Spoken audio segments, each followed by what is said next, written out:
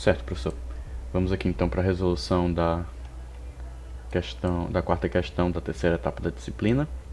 E a questão é essa daqui, né? Demonstrar em que classe está esse conjunto aqui. Conjunto REC tal que x pertence aos naturais, se wx é recursivo. Certo. A gente tem que mostrar aqui a classe deste conjunto. Tudo bem. Então vamos para cá. Primeiramente a gente vai relembrar aqui o que é ser recursivo, né? E aí a gente vai pegar aqui uma classe B. Basicamente, o que é que significa B ser recursivo?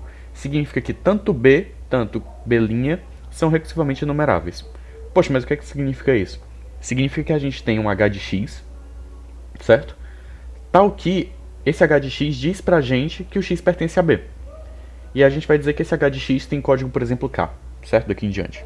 E a gente também tem o B', que é recursivamente enumerável, que ele diz o quê? Ele diz pra gente se o x não está em B, certo? E a gente vai dizer que esse j de x ele tem código L. Beleza, agora que a gente passou aqui por cima do que significa ser recursivo, a gente vem pra cá, certo? Primeiramente, a gente vai pegar aquele conjunto lá que eu apaguei sem querer. Não acho que eu vou até aqui no Ctrl V. Mas basicamente, a gente vai começar aqui com o padrãozinho, que o x pertence a um x aleatório pertence ao recursivo. Se somente se o nosso wx, né, é recursivo. Isso vai acontecer se somente se o quê? Se somente se, dado um y pertencente aos laterais, a gente sabe que a combinação yx para. Certo? Certo. E a gente vai dizer que isso aí é recursivo, essa combinação aqui é recursiva, se somente se algumas coisas acontecerem. A primeira, existia um k e existia um L, certo? Tal que para toda entrada y, isso aqui vai acontecer. A função universal dada uma combinação yx vai parar se somente x ou a função universal executando o programa k com entrada y para dizendo que sim, ele está em B, ou então o programa universal dado um y executando o código L diz que o nosso y não está em B, certo? Eu espero que essa correlação esteja clara aqui pela minha explicação, mas basicamente ele só vai parar se somente se tiver essas duas coisas aqui e obviamente ou ele está ou ele não está no conjunto. Já que a gente quer dizer que ele é recursivo, a gente sabe que existe, então é para existir uma função que para e retorna se estiver tudo ok. Certo? Beleza. Se somente se. Mas, enfim, se somente se, algumas coisas acontecem. O que acontece? Bom, aqui a gente vai agora destrinchar um pouco mais o que o step... Eu acabei de dar um spoiler. Mas o que a função universal está fazendo. Certo? Então a gente vai dizer que existe uma função de código k, existe uma função de código L, só que para todo y vai existir uma quantidade de passos p, tal que o step, dado a entrada y, executando o programa x, né, vai parar. Certo? Mas isso acontece quando?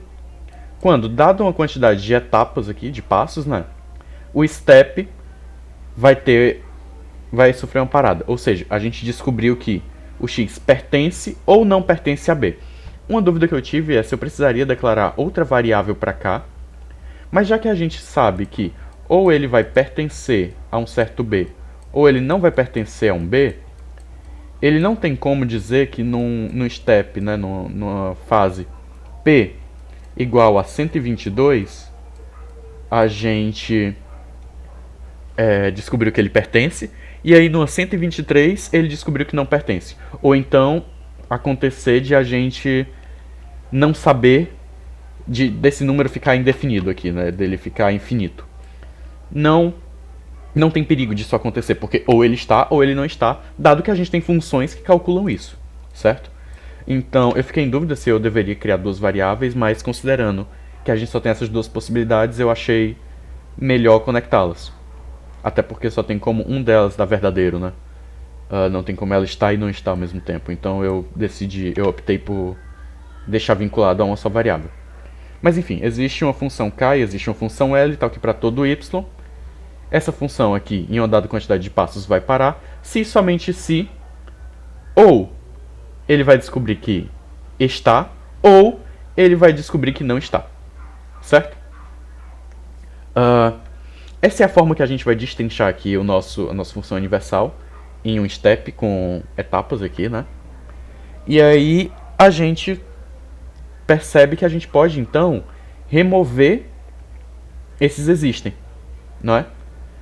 E removendo esses existem, passando esse para cá, a gente descobre que a gente, então, tem 3 blocos. Um bloco de existe, uma transição para um bloco de para todo, e quando a gente remover aqui, vai ficar um bloco de existe. Como a gente tem essa quantidade de transação, de aqui, né, enfim, transações ou trocas, enfim, entre existe para todo existe, a gente sabe que tem 3 blocos, a gente sabe que começa com um existe, então a gente sabe que, primeiramente, ele vai pertencer ao sigma, e como a gente tem 2 transições e 3 blocos aqui, então ele pertence a sigma 3, certo? Professor, eu espero que essa explicação não tenha ficado corrida demais, mas eu tentei já deixar aqui as coisas um pouco esquematizadas, até porque eu estava me perdendo um pouquinho no raciocínio do sim somente sim, então eu decidi deixar logo escrito ao invés de escrever em aula. Mas, eu espero que tenha ficado claro pro senhor, certo? Qualquer coisa o senhor me avise.